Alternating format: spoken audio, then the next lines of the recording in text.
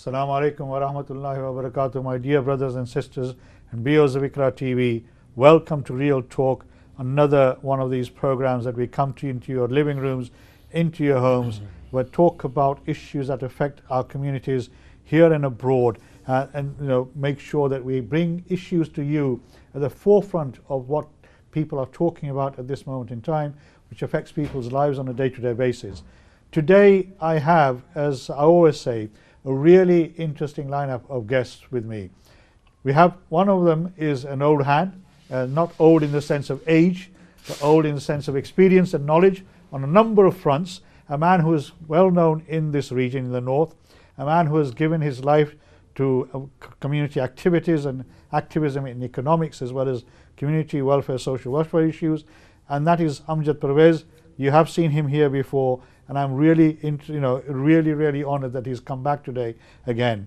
The other gentleman I've met for the first time, and I'm really happy that he's come to join us today. He's just flown back from Pakistan, and he's fresh from the elections, and that is what I want to talk about today. Pakistan is facing a new dawn. We have now seen the election of Imran Khan, a man who's very familiar to the community, particularly in Bradford, but also in this country at all, throughout the whole of the country. A man who has put his life down to try and bring democracy and a change in the whole climate of Pakistan. So Pakistan is going through this transition, and it's going to be interesting to see which route Pakistan takes and how Imran, as the new Prime Minister-elect, will be able to guide the country forward. As I've said to you before, I'm of Indian background, but I've never been to India until about 15 years ago at the age of 50 odd. I'm giving my age away, but I'm quite happy to do that.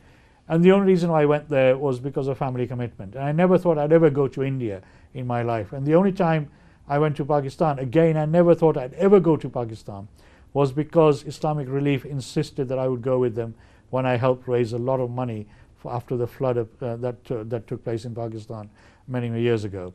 And I saw Pakistan in a different light when I went there. I saw a country which is extremely rich in natural resources. I saw a country that had a vast amount of resources, and the potential of those resources was not being realized. And it was a shame when I went there and I came back, and I thought, here is a country that could really be really in the power of the economic community with the natural resources it has. But those natural resources were not being realized for the benefit of the local people in Pakistan itself. Well, now we see, inshallah, some change.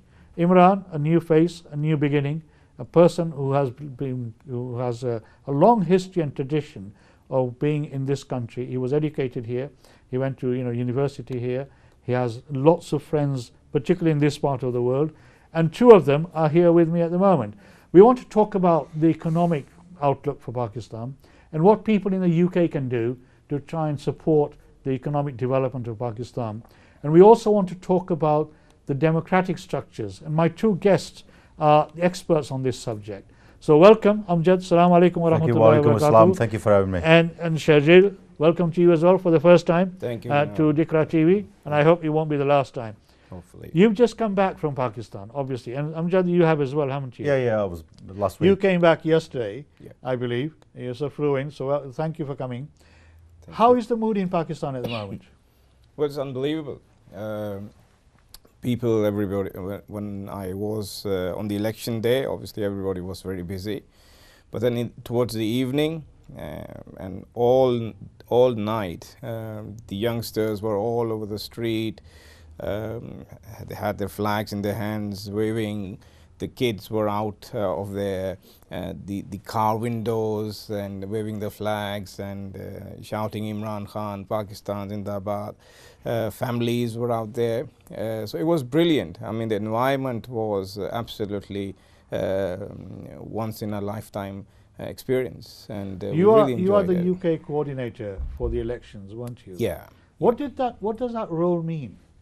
What did he Well, basically, I don't know if coordinate in the UK? many people know about it. You were just talking about democracy in Pakistan and within the party itself. Unfortunately, we don't have the other two mainstream parties, Pakistan People's Party and Muslim League, they don't have a democratic setup in their in their parties. Imran Khan Sahab believed that there should be a democratic system, and that is why he introduced election system in UK. We were lucky enough to have the first experiment on that. And since last 6 or 7 years almost, we have had an elected setup every year. So this is a PTI in the UK? In the UK, yeah. So you have an election within that process? Yeah, I served as a General Secretary of it twice, and then I was a president, and last year we decided we'll get some youngsters to take up the responsibility and do the job. And at the same time on the national level, I was asked to coordinate the whole all the members within the UK to take part in elections in Pakistan, and that was my job. And I coordinated whatever we were going to do over there. How we were going to do it. Very exciting times. I mean, obviously the other two parties are not here. We say, inshallah, we'll invite them one day, and they can tell us how they structure their organization. So obviously this is a new beginning, and the results are out now, and Imran, inshallah, will be very soon be the Prime Minister of the country. Yes. And this is a bright new future. A lot of people feel in the West as well. And a lot of young people as well feel that there's a bright new future. But the economy of Pakistan, obviously, in the last 70 odd years has not developed as much as it could have developed. Based on what I saw, I was only there for about 7-8 days, which is, to my regret, was my eternal fault. I've always regretted that. I don't know whether I'll ever get the chance to go back to Pakistan or not. But I wish I had some more time, and I could spend some more time in Pakistan. I just went to Islamabad and then drove from Islamabad to Lahore in the night, and we caught a plane the following morning. I would love to go back again. But the economy, when I saw, I mean, the level of poverty that I saw in rural areas was unbelievable. And obviously people in the cities are benefiting to a certain extent, but in the rural areas there's a huge sort of gap and disparity in the economic outlook and the well-being of the people. This is a chance for the economy to be re-energized. And Amjad obviously is a businessman, a well-known businessman in the north, a man who's passionate about Pakistan. And I know you're doing some work at the moment in trying to regenerate the economy of Pakistan. How do you see the future, Amjad? Okay, a couple of things. First and foremost, I'm not a politician, so I'm not going to actually beat around the bush.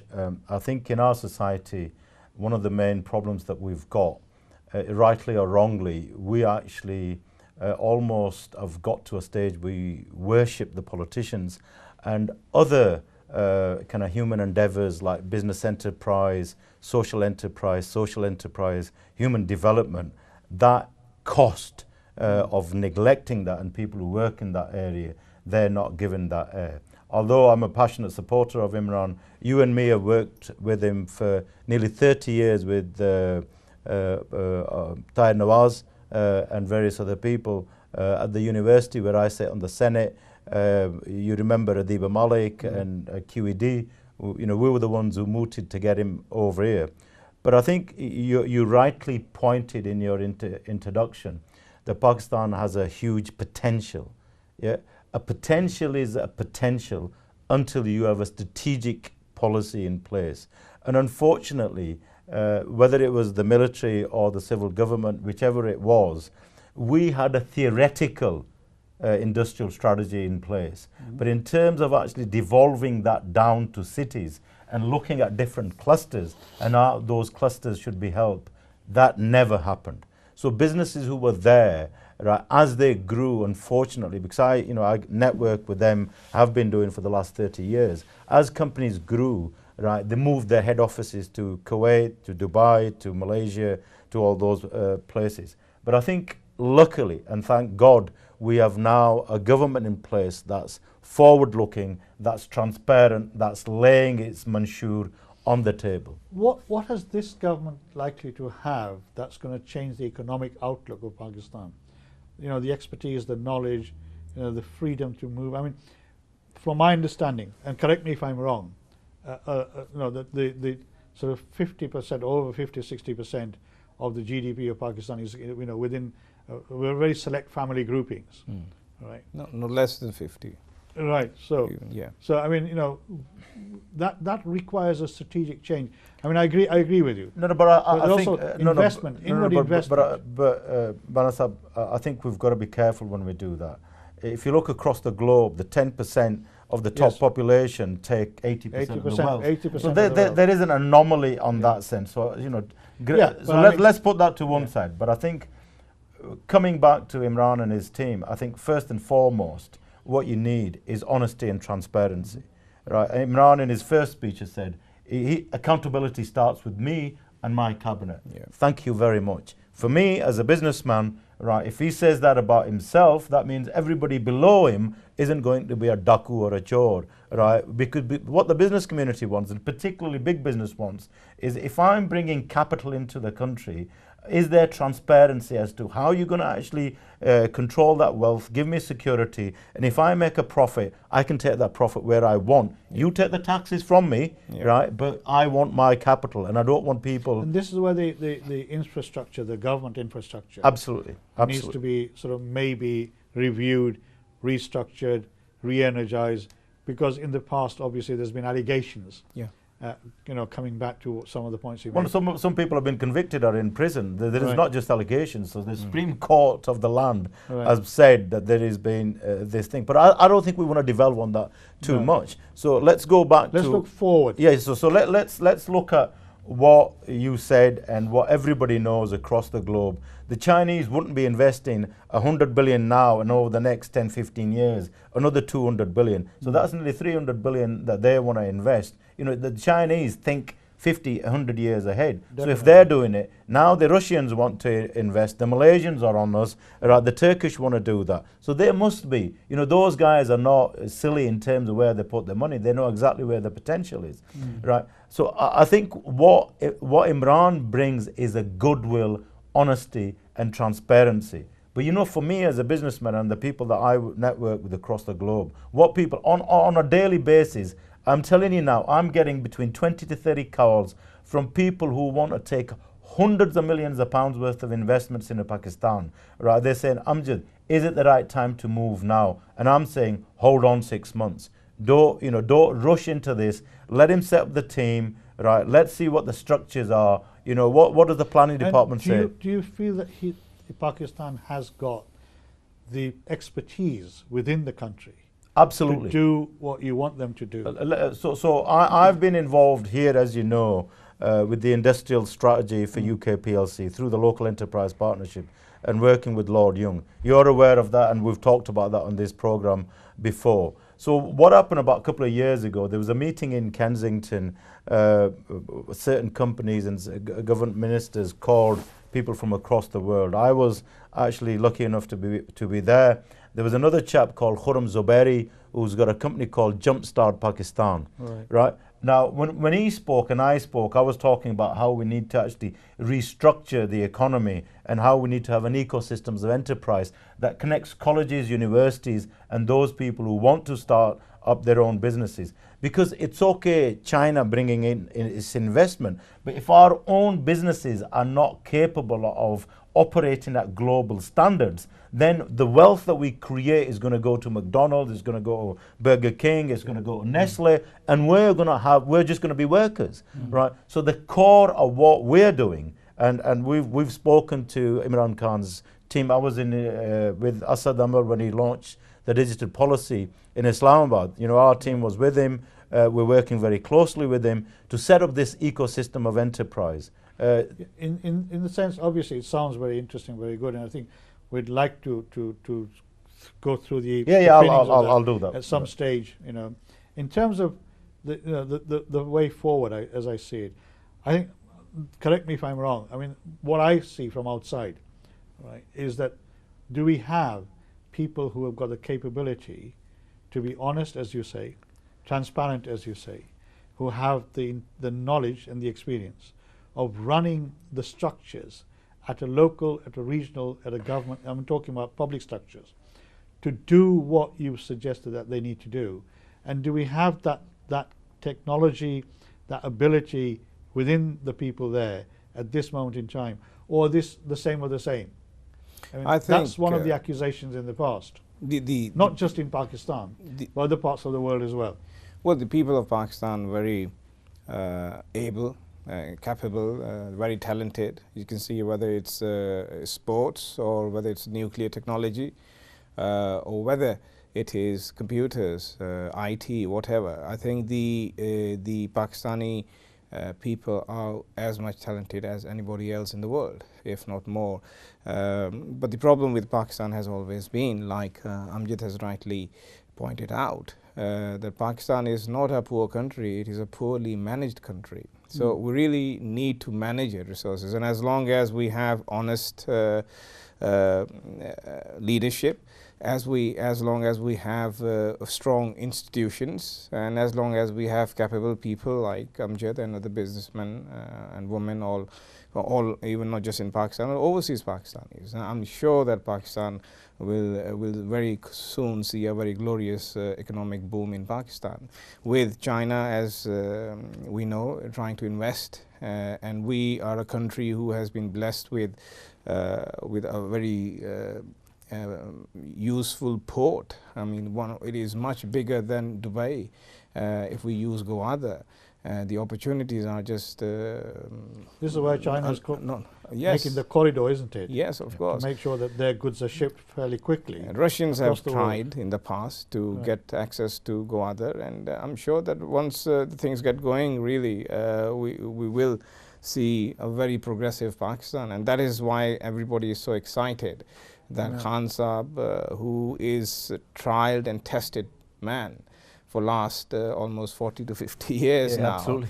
There is no way that he will tolerate any type of dishonesty in his cabinet, and I'm sure that is his. That is why he kept the name 22 years ago. Tehreek-e-Insaf. The question in my mind is, like the American system, where when a party comes in power, then all the civil servants go in, and the new sort of civil servants come in. They bring their own team in. Is that what is likely to happen in Pakistan across all sectors? Let me answer that in a different way. You talked about the talent, and I'm somebody who's now been working in Pakistan for 4 years, right? At a university level. I mean, we're engaged currently as an organization with 50 universities, with the Higher Education Commission of Pakistan, with Dr. Arshad Saab, right? And I'm actually working across UK and across the globe with Jumpstart Pakistan, right? And let me tell you something that I have personally, and I'm not saying this because I'm a Pakistani, I'm a rational, cool businessman. Some of the best talented people on planet Earth are in Pakistan. Why? Because they've been put obstacles, the number of obstacles that the structures are put in front of them, despite that, they're doing what they're doing. You just imagine if you took those obstacles that are in front of them, and like Imran said in his speech, that we will make ease of business and business support targeted, right? The day you do that, right, you will have an absolutely explosive, right, growth in Pakistan, right? But then fundamentally what you're saying is, how do you actually, one government comes in, they get rid of civil servants, right? But if you look at what PTI has done, and I said at the beginning that I'm not a politician, I look at what the systems are going to be, how it's going to help the ordinary Pakistani, whether they're business people or ordinary people, realize their own potential, right? And what I'm telling you is Imran is somebody that who unblocks things, whether it's cricket, whether it's hospital, whether it's a Namal University, whatever he does, he gets rid of obstacles. He's proved himself. But I think the biggest danger here, and Sajil will, to some extent agree with me, is that almost everybody across the globe, Muslims, Pakistanis, non-people, they've got such a higher expectation and they want it like that. Exactly. Please, for God's sake, I mean, so many people are, ringing and saying this, let the man sit down, let him put his team down. I mean, already they've found that the coffers of the treasury are absolutely horrendous. What has been happening to the treasury and how they've been borrowing money and how they've been plundering it. Let them, give them 4 or 5 months to assess. I obviously, for our viewers, and obviously you made a comment, and there's no way we can verify it until we can get somebody to say, otherwise. But I understand the principle of what you're trying to say is, we have an infrastructure in place. The country has been through some very difficult and challenging times. And now, as I said, there's a new beginning. There's an opportunity for a new future, for a new Pakistan to grow out of, the election results. I mean, I understand what you're saying in terms of there are people in place, there are people who want to see Pakistan develop and grow, and there are people who want to actually contribute, like yourself. Everybody, not just me. Yeah, I think what you find there must be hundreds of people, hundreds of millions of people, right? Because across the globe, right? What all of a sudden, if you see through Trumpism, through Brexit, through rising Islamophobia, almost everybody who never thought of actually saying, what the hell is happening here? So what people are thinking, right? I need an insurance policy, and that insurance policy is no longer that I'm going to go, buy my flat in Dubai or in Turkey or in Greece and get a return on it. People are now visiting Islamabad, visiting Lahore, visiting Abbottabad, and the route that the CPEC is taking, and Pakistan are saying, you know what? For my lakh, 2 lakh, 3 lakh, or crore, I'm going to invest that in Pakistan. But you know what I'm saying? Wait 6 months. Right? Give the man a chance. Let's look at their plan. Right? Hold Imran Khan accountable, but do it rationally, not emotionally. Give him a chance. I mean, I understand what you're saying, but in order for him to, I mean, it's a juggernaut, isn't it? To turn around 70 years of, as you say, not managed properly, within 6 months is going to be very, very difficult. I mean, that's the biggest challenge for him, to turn around the historic way people have worked, the historic way the institutions have been established, the historic way people are used to the working in that way. That's some of that is the core issue that I want to try and get to. How much support will he need? How much, and what can people in the UK do? I mean, businessmen are doing their bit. Obviously, you're doing your bit. But the public infrastructure, the democratic processes, just like in South Africa after Nelson Mandela came in, he needed to change the whole of the democratic process because it was built around apartheid. I'm not saying that Pakistan is built around apartheid, but there are discrepancies in the way it was operated. There were fundamental faults, as far as I see it, in the way it operated. So this is something we need to look at. We're going for a break. I'm sure our viewers have found this so far very interesting and enlightening. There's a new future. We want to talk about it when you come back. Assalamu alaikum wa rahmatullahi wa barakatuh. Don't go away.